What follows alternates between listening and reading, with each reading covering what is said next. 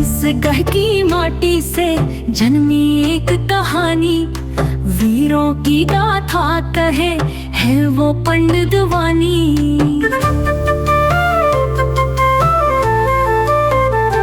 धुनों में शक्ति, कथाओं में गहरा संदेश, वीरता करुणा धर्म का देती ये महान उपदेश।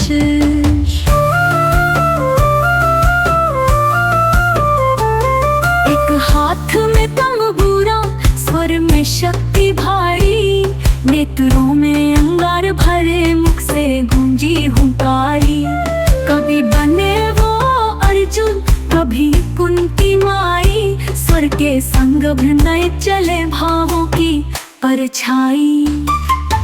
पांडवानी ओ पांडवानी, महाभारत की कथा पुरानी, धर्म की धर्म की हानि, शब्दों में शक्ति स्वर में रवानी।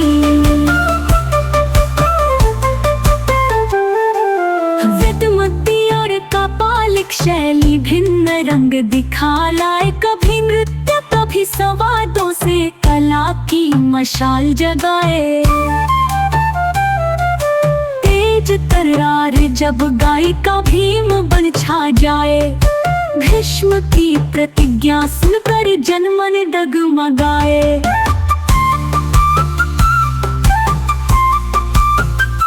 तेलिन सावित्री, तेज कुंवर की वाणी, कभी तीजन की कहानी, झाड़ू राम देवांगन ने गाई, अमर लोक गाथा ये सुहानी। छत्तीसगढ़ की माटी में बसी ये अमर वाणी, संगीत कथन और नृत्य से जगी वीरता की निशानी।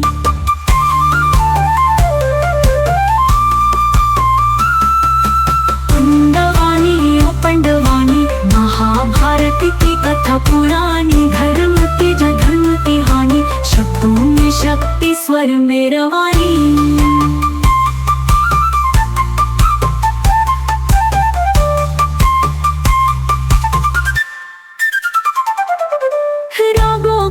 संगम है अभिनय की धारा, जहाँ सुरों में बहती जाए महाभारत की जयकारा।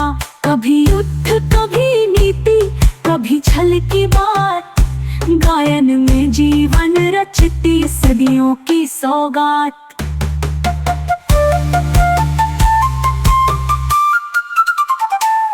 समय बदल रहा है, तकनीक बढ़ रही है, तेज पांडवानी को बचाना है, यही हमारा संदेश। पांडवानी की अनुगूंज युगों तक यूं ही गाए, हर हृदय में इसकी मधुर गूंज सदा सुनाई जाए।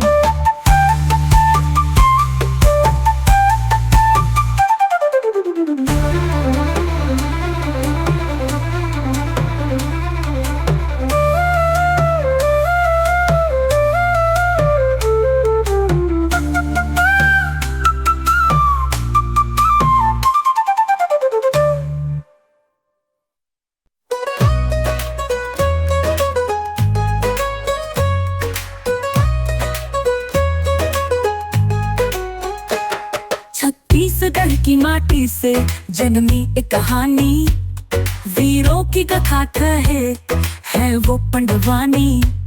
धुनों में शक्ति, कथाओं में गहरा संदेश, वीरता करुणा धर्म का देती ये उपदेश।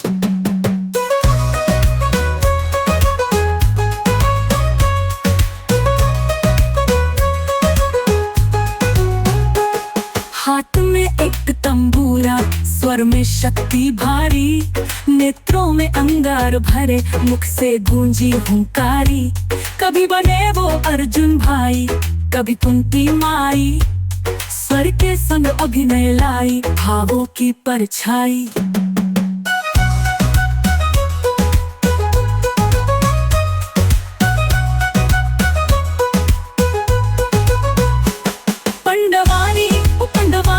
महाभारत की कथा पुरानी, धर्म की जय अधर्म की हानि, शब्दों में शक्ति स्वर में रवानी।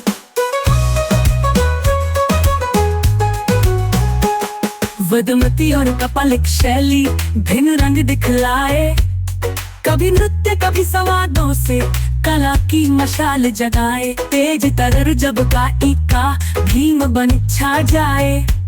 भीष्म प्रतिज्ञा सुनकर जनमन डगमगाए।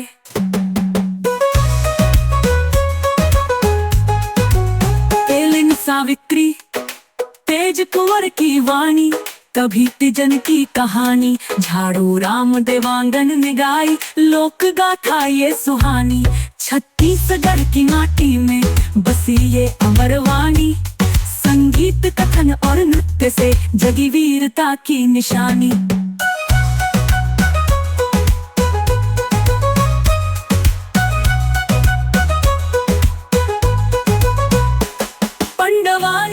पंडवानी महाभारत कथा पुरानी, धर्म की जय अधर्म की हानि, शब्दों में शक्ति स्वर में रवानी।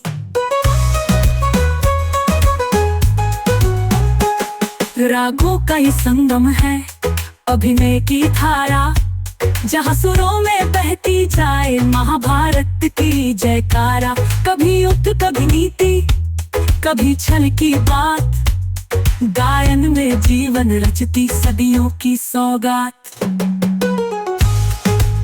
समय बदल रहा है, तकनीक बढ़ रही है तेज, पंडवानी को बचाना है यही हमारा संदेश।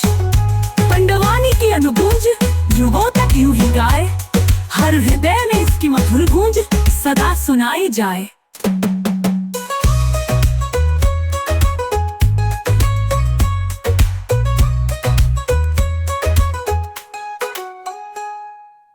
पंडवानी भारत की एक पारंपरिक लोक कला है, जिसमें कहानी वाचन, गायन और नाटकीय अभिव्यक्ति का अनोखा संगम देखने को मिलता है। यह कला मुख्य रूप से छत्तीसगढ़ राज्य में विकसित हुई है।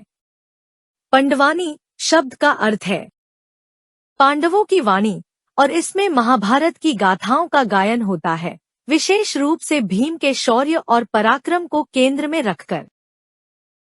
पंडवानी की जड़ें भारत की प्राचीन जनजातीय और लोक परंपराओं में मिलती हैं। यह एक मौखिक परंपरा के रूप में पीढ़ी दर पीढ़ी आगे बढ़ी, जिसे मंदिरों, चौपालों, उत्सवों और मेलों में प्रस्तुत किया जाता था। पंडवानी गायक साधारण वाद्य यंत्रों के साथ दर्शकों को कथाओं में डुबो देते थे। इस लोक कला की दो प्रमुख शैलियां हैं। वेदमती शैली, यह अधिक पारंपरिक और गंभीर शैली है, जिसमें गायक बैठकर शांति और भक्ति भाव से कथा प्रस्तुत करता है। कपालिक शैली, यह अधिक जीवंत, नाटकीय और संवाद प्रधान शैली है, जिसमें गायक खड़े होकर अभिनय और संवादों के साथ कथा को रोचक बनाता है। पंडवानी केवल एक लोकनाट्य नहीं है, बल्कि यह संस्कृति, नैतिकता और सामूहिक चेतना का माध्यम है।